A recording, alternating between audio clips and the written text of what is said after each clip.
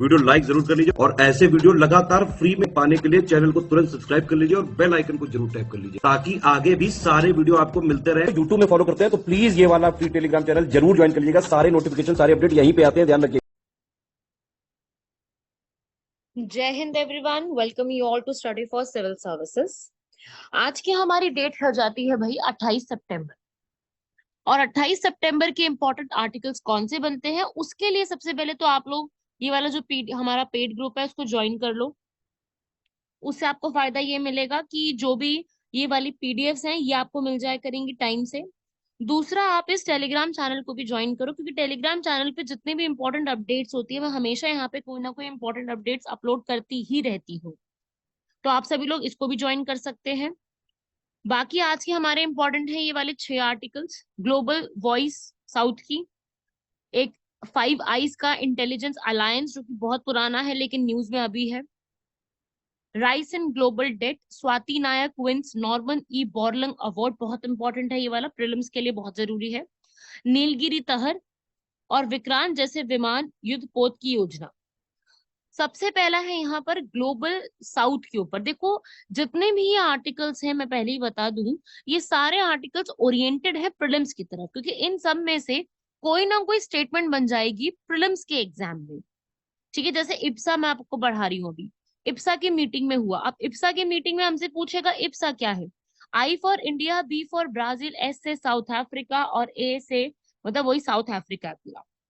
तो India, Brazil, South Africa तीनों countries कौन सी कॉन्टिनेंट में पड़ती हैं? बिल्कुल साउथ की कॉन्टिनेंट्स में। जैसे इंडिया है वो साउथ एशिया में आता है, ब्राजील जो है वो साउथ अमेरिका में आता है, और साउथ अफ्रीका के तो नाम में ही साउथ है तो वो अफ्रीका के साउथ में पड़ता है। अफ्रीका कॉन्टिनेंट है, साउथ अफ्रीका उसमें छोटी सी लास्ट में कंट्री आती है। तो साउथ साउथ के ट्रेड को प्रमोट करने के लिए अभी हाल फिलहाल में जो यहाँ पर अभी मीटिंग्स हुई हैं उसके ऊपर यहाँ पर डिस्कशन किया गया था। तो साउथ साउथ का ओरिजिनेशन यहीं से हुआ है। जैसे इब्सा है, इब्सा 2004 में बना था ताकि जो है पॉवर्टी को खत्म करने के लिए हम लोग साथ में मिलकर के तीनों कंट्रीज यहाँ पर कुछ ना कुछ इशू करें और कोई डिक्लेरेशन साइन करके साउथ साउथ कोऑपरेशन को इंक्रीज करें। जैसे कि ये फंड है, अब इस फंड के देखो क्या इंपॉर्टेंट वर्क है, ये वाले देखो सामने लिखे हैं गोल्स में।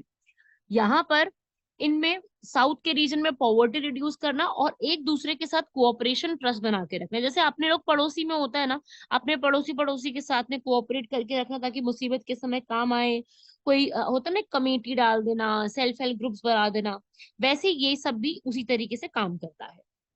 अब इसमें क्या होता है कि ये वाला जो पूरा काम होता है हर मेंबर कंट्री को, मतलब इसमें 3 कंट्री हैं, तीनों को यहाँ पर $1 मिलियन पर ईयर रिक्वायर होता है इस फंड में कंट्रीब्यूट करने का। तो इसके लिए इंडिया भी वही उतना अमाउंट यहाँ पे देती है। अभी हाल फिलहाल में अगर मैं बात करूँ तो कोई मीटिंग वगैरह हुई है तो बिल्कुल हुई है। 2024 में यहाँ पे मीटिंग हुई है, इसमें काफी सारे पॉइंट्स को डिस्कस किया गया है। और इप्सा में यहाँ पर ये भी बोला है कि भाई ये वाला जो पूरा फोरम है ना ये तो पैरालाइज हो गया है। पैरालाइज का मतलब क्या होगा यहाँ पर कि अब ये लोग ना मिलते बहुत कम है, अब पैरालाइज ही होगा ना। पैरालाइज का मतलब क्या होता है कि चल नहीं रही है वो चीज। तो भाई ये यहाँ पर भी यही हुआ है कि ये लोग आपस में डिस्कशन नहीं करते हैं, मिलते नहीं है। मिलेंगे नहीं तो क्या हो जाएगा, चीजें थोड़ी सी लैक करनी शुरू हो जाएंगी, जो डेडलाइंस होती है उसमें मीट नहीं करते हैं।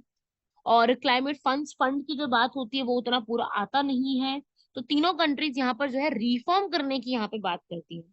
और साथ ही साथ ये भी कहती हैं कि भाई हमको तो चलो है रिफॉर्म करो लेकिन हमारी आवाज ये है कि वर्ल्ड बैंक और आईएमएफ को भी जाके रिफॉर्म करो। आप सबको पता है ना वर्ल्ड बैंक और आईएमएफ के बारे में। वर्ल्ड बैंक एंड आईएमएफ दो अलग अलग ऑर्गेनाइजेशंस होती हैं। वर्ल्ड बैंक और आईएमएफ दोनों का काम होता है लोन देना। दोनों के ही हेडक्वार्टर्स वॉशिंगटन डीसी में सिचुएटेड है। लेकिन डीसी, डीसी का मतलब क्या है भाई, यहाँ पर डीसी का मतलब होता है डिस्ट्रिक्ट ऑफ कोलंबिया। ओके, अब दोनों में पता है डिफरेंस क्या है? काम दोनों का लोन देना है तो दोनों को अलग अलग क्यों बनाया है? क्योंकि डिफरेंस ये है दोनों में, वर्ल्ड बैंक यहाँ पे काम करता है रिलेटेड टू, वर्ल्ड बैंक की जिम्मेदारी होती है डेवलपमेंट के लिए लोन देना, और आईएमएफ की जिम्मेदारी होती है स्टेबिलिटी के लिए लोन देना। स्टेबिलिटी का यहाँ पर मतलब होता है कि हम सभी लोग यहाँ पर किस तरीके से काम करेंगे, मतलब स्टेबल करने के लिए। अगर देश का की जैसे मान लो श्रीलंका में हुआ था, पाकिस्तान में हुआ था, तो वर्ल्ड बैंक थोड़ी लोन देने आया था, आईएमएफ आया था ना, सुना होगा सभी लोगों ने। उसे ही हम कहते हैं, डिफरेंस होना है दोनों टर्म्स में, ठीक है। तो ये दोनों यहाँ पर कह रही हैं कि इनमें भी चेंजेस लेके आओ। तो ये है आपका आर्टिकल जिसमें साउथ साउथ कोऑपरेशन की बात हो रही है। तो आपने क्या दिमाग में रखना है इस पूरे आर्टिकल से, इप्सा की फुल फॉर्म क्या है, इप्सा का कंट्रीब्यूशन क्या है, कब कौन से ईयर में बना था, ये सब चीजें, और कितना कितना यहाँ पर उनको पैसा सबमिट करना होता है, $1 मिलियन जो लिखा है मैंने आपको। ठीक है, तो ये सब आपको दिमाग में रखना है, इससे प्रीलिम्स में यहाँ से सवाल। बाकी अगर आपका ऑप्शनल PSIR है तो उसमें भी आपको हेल्प करेगा। बाकी ये फाइव आइज का अलायंस तो बहुत ज्यादा जरूरी चल रहा है। ये दोनों आर्टिकल्स इंटरनेशनल रिलेशंस पे हैं। फाइव आइज एक ऐसा अलायंस है जिसमें 5 कंट्रीज आती हैं, इंडिया इसमें नहीं है। Australia, Canada, New Zealand, UK, US। ठीक है, इसमें सबसे पहले जो साइन करने वाली थी USA और UK थे। ठीक है, तो UK USA भी कहते हैं। उसके बाद इसको बढ़ा दिया गया टू दी और कंट्रीज के साथ भी।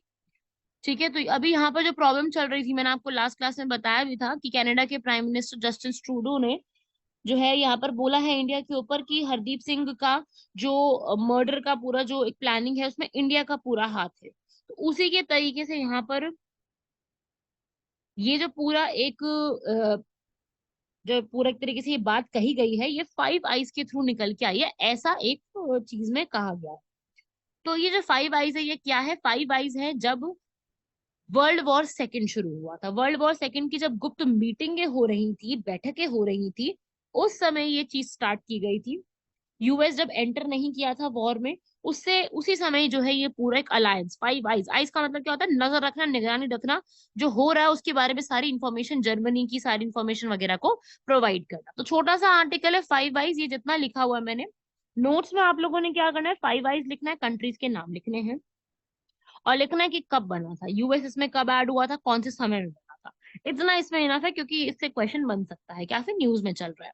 आज के आर्टिकल ज्यादा बड़े नहीं है, आज की वीडियो बहुत कम समय की होने वाली है। ठीक है, तीसरा है राइस इन ग्लोबल डेट। पूरे वर्ल्ड के डेट में, डेट का मतलब क्या होता है कि सरकार ना बहुत ज्यादा जो है यहाँ पर उधार लेती जा रही है, बिजनेसेस उधार लेते ही जा रहे हैं, लेते ही जा रहे हैं। तो पूरा का पूरा ग्लोबल डेट जो है आज के हिसाब से सबसे ज्यादा पहुंच चुका है, जून 2023 के हिसाब से $360 ट्रिलियन तक पहुंच चुका है। ये आगे आने वाले समय में और बढ़ेगा, इसका परसेंटेज और बढ़ेगा। तो ग्लोबल डेट का अर्थ क्या होता है, वैश्विक ऋण। इसका सीधा सा मीनिंग होता है कि सरकार यहाँ पर, सरकार या फिर वहां जो बिजनेस काम कर रहे हैं या फिर लोग जो काम कर रहे हैं, वो पैसा उधार पे लिए ही जा रही है। ठीक है, सबसे ज्यादा प्राइवेट सेक्टर ले रहा है, सरकार तो ले ही रही है, प्राइवेट सेक्टर भी ले रहा है, और सरकार जो है जो पहले से उधार लिए हुए उसको चुकाने के लिए नया उधार ले रही है सरकार। ये बड़ी प्रॉब्लम है। जैसे आपने किसी से लोन लिया, अब आपने लोन लेने के लिए आप क्या करोगे, उसको चुकाना शुरू करोगे, लेकिन उसको चुकाने के लिए आप नया लोन ले रहे हो, तो आप तो एक और लोन में फंस गए ना। तो फायदा तो नहीं हुआ ना पहले लोन से निकलने के लिए। उसे हम कहते हैं ग्लोबल डेट। तो ये ग्लोबल डेट यहाँ पे देख रहे हैं कि सबसे पहले तो यहाँ पर पूरी इकोनॉमी के इंटरेस्ट रेट में बढ़ गया है पैसा, हमेशा बढ़ता जा रहा है, मनी सप्लाई यहाँ पे बढ़ती जा रही है। तो इसके पीछे के यही रीजंस बताए हैं कि GDP का जो है शेयर बढ़ रहा है और महंगाई यहाँ पे बढ़ती जा रही है, ये सबसे बड़ा है। तो उसका कंसर्न ही हमारे पास ये है अभी आज के समय का, कि अगर डेट यहाँ पे बढ़ता जाएगा तो इनकम्स पे प्रॉब्लम आनी शुरू हो जाएंगी, और जो इंटरेस्ट रेट है वो यहाँ पर कहीं इंक्रीज होगा तो लोगों के लिए भी प्रॉब्लम हो जाएगी। अगर मैं बात करूँ कि हमारा इंडिया का, भारत का किसी ने क्या कोई यहाँ पर बाहर से लोन लिया है क्या, तो बिल्कुल यहाँ पे लोन लिया है। एक्सटर्नल डेट जो होता है ना, बाहर से विदेश से लेने वाला ऋण, तो वो हमारा टोटल GDP से अगर हम डेट की बात करें तो 170%, 170% काफी ज्यादा है हमारा भी। और अपना भी यहाँ पर डेट जो है वो बहुत ज्यादा आगे बढ़ चुका है। मतलब थोड़ा सा कह रहे हैं कि कम हुआ है, RBI ने जो फिगर्स लिए, लेकिन वो भी जितना है ना उतना भी बहुत ज्यादा अमाउंट। ठीक है, और सबसे ज्यादा हमारे पूरे अमाउंट में सबसे ज्यादा जो कंट्रीब्यूशन है वो US डॉलर्स का है, ऑब्वियस सी बात है US डॉलर्स का रहेगा उसमें। चलिए भाई अगले आर्टिकल को देखेंगे, बहुत इजी आर्टिकल है। नॉर्मन बोरलंग अवार्ड, नॉर्मन बोरलंग के बारे में आपको मैं बता दूं, ये फादर ऑफ ग्रीन रिवॉल्यूशन, हरित क्रांति इनको कहा जाता है। जैसे अपने भारत में आपने नाम सुना होगा MS स्वामीनाथन का, उसी प्रकार से नॉर्मन बोरलंग ग्रीन रेवोल्यूशन के फादर कहे जाते हैं। तो अभी स्वाति नायक जो उड़ीसा से बिलोंग करती हैं, एग्रीकल्चरल साइंटिस्ट हैं, उनको नॉर्मन बोरलंग अवार्ड 2023 में दिया गया है। 2 लोग और भी हैं, आदित्य मुखर्जी एंड महालिंगम गोविंदराज। ठीक है, जो आज स्वाति नायक है उनको बिहाना दीदी, लेडी ऑफ स्वीट्स के नाम से भी जाना जाता है, बीजों की महिला। तो ये अवार्ड जो है ये किस लिए दिया जाता है? जिस पर्सन ने बहुत ज्यादा अमाउंट में साइंस में या फिर साइंटिफिकली एग्रीकल्चर एक्टिविटी में कुछ यहाँ पर काम किया हो। इन्होंने यहाँ पर ये अवार्ड जो है इंटरनेशनल राइस इंस्टीट्यूट में काम करते हुए लिया है, जब उन्होंने यहाँ पर ऐसे एक राइस की वैरायटी ली थी जो कि, क्योंकि आपको पता है कि चावल को, धान को उगाने के लिए पानी कितना ज्यादा जरूरी होता है, पानी में ही सबसे ज्यादा अच्छा चावल उगता है। तो इन्होंने ऐसे चावल की यहाँ पर योजना तैयार करी थी जिसमें यहाँ पर जो है वो अगर सूखा भी पड़ जाता है ना, ड्रॉट भी हो जाता है, तब भी यहाँ पे काम चल जाएगा। उसे शाहबागी धान चावल के नाम से जाना जाता है। ठीक है, तो इसलिए वजह से यहाँ पर चाय जो पूरा जहाँ पे पानी की जरूरत ज्यादा थी उसकी वजह से इसमें काफी चेंजेस आए और काफी पॉजिटिव रिजल्ट आए, इसलिए उनके अवार्ड दिया गया। तो ये अवार्ड हर साल दिया जाता है वर्ल्ड फूड प्राइज ऑर्गेनाइजेशन द्वारा। अक्टूबर के महीने में दिया जाता है इसको। फूड और एग्रीकल्चर का नोबेल प्राइज के रूप में आप जान सकते हो। ठीक है, ये अनाउंस किए जाते हैं 40 साल की उम्र तक जो भी यह अचीव करता है उनको यहाँ पर ये अवार्ड दिए जाते हैं। तो याद रखिएगा, ये इंपॉर्टेंट है पूरा। इससे सवाल बन सकते हैं, किसने दिया है, कौन देता है ये ऑर्गेनाइजेशन अवार्ड, ये सब पूछा जा सकता है।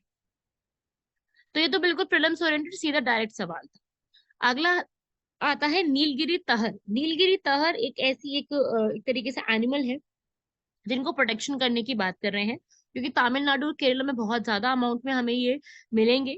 इसलिए दोनों सरकारें यहाँ पे आई हैं कि हम लोग इनको प्रोटेक्शन की बात करेंगे। नीलगिरी तहर यहाँ पर अलग से सर्वे किए जाएंगे कि भाई उनको क्या समस्याएं आ रही है, उनका काउंट कितना, उनका सेंसस कितना है। तो उसके लिए सबसे अच्छा तरीका होता है कि भाई ड्रोन्स लगा दो। ड्रोन्स ऊपर लगाओ, 100 मीटर उससे ऊपर रहेंगे, उनको क्या समस्याएं आ रही है उनकी समस्याएं कैप्चर करेंगे और लोगों तक बताना शुरू करेंगे। वहां की जो एजेंसीज है, वहां पे जो आईएफएस ऑफिसर्स हैं, उनको जांच करने में मदद मिलती है। तो डायनामिक्स पता चलता है कि भाई उनकी पॉपुलेशन अगर कम भी हो रही है तो उसके पीछे रीजन क्या है। तो इन्वेस्टिगेशन करना, उनके ऊपर जो एक लंपी स्किन डिजीज आ जाता है, गांठदार त्वचा का जो एक डिजीज आ जाता है, उसको जांचने में भी हमें आसानी हो जाती है। ठीक है, तो पब्लिक अवेयरनेस भी बढ़ती है। नीलगिरी तहर, नीलगिरी तहर जो है ये माउंटेन्स में बहुत ज्यादा मिलते हैं। वेस्टर्न घाट्स आपको पता है, वेस्टर्न घाट्स केरल, तमिलनाडु, उस रीजन में सबसे ज्यादा देखने को मिलेंगे, जो कि आईयूसीएन स्टेटस में आते हैं। एंडेंजर्ड लर्न करना डायरेक्टली आपको क्वेश्चन बन सकता है सीधा ही। और वाइल्ड लाइफ प्रोटेक्शन एक्ट के शेड्यूल 1 में आते हैं, जिनकी हंटिंग इज नॉट पॉसिबल। इनको इनको बचाने के लिए प्रोजेक्ट भी कई बार स्टार्ट किए गए, तो अब स्टार्ट हो भी चुका है, इसकी प्रोटेक्शन चल रही है। याद आ जाएगा भाई, ज्यादा बड़े आर्टिकल्स तो है नहीं, बहुत सिंपल सिंपल से इजी से आर्टिकल्स हैं आज के। बस लिखना है आपको नीलगिरी तहर कहाँ मिलती है, कौन से रीजन में, आईयूसीएन स्टेटस क्या है, वो सब चीजें। ठीक है, लास्ट आता है भाई second Vikrant like career career अपनाने में। अच्छा, ये प्रोजेक्ट एक स्टार्ट कर रहे हैं जिसमें 40,000 करोड़ की लागत लग सकती है। अप्रूवल नहीं मिला, लेकिन बात कर रहे हैं कि हम लोग इस तरीके से, एक जैसे हम विक्रांत का हमने एक कैरियर मंगवाया था, एयरक्राफ्ट कैरियर, आपको याद होगा बड़ा न्यूज में आया था।